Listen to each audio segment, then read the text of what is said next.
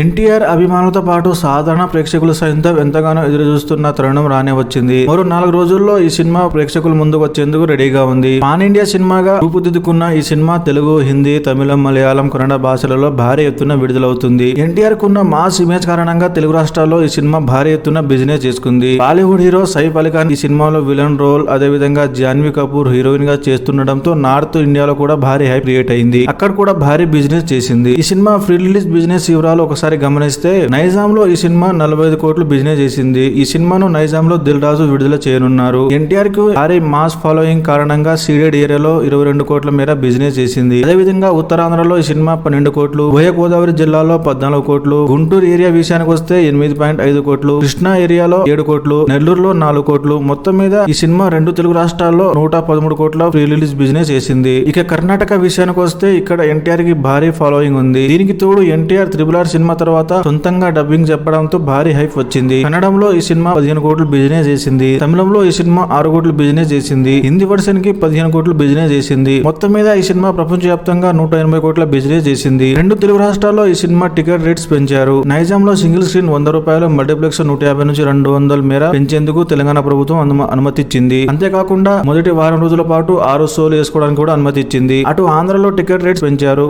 మొత్తానికి ఈ సినిమా భారీ ఓపెనింగ్ దక్కే అవకాశం అయితే ఉంది. సినిమాకి హిట్ టాక్ వస్తే మాత్రం కలెక్షన్ల మోత మోగిపోవడం ఖాయంగా అనిపిస్తుంది.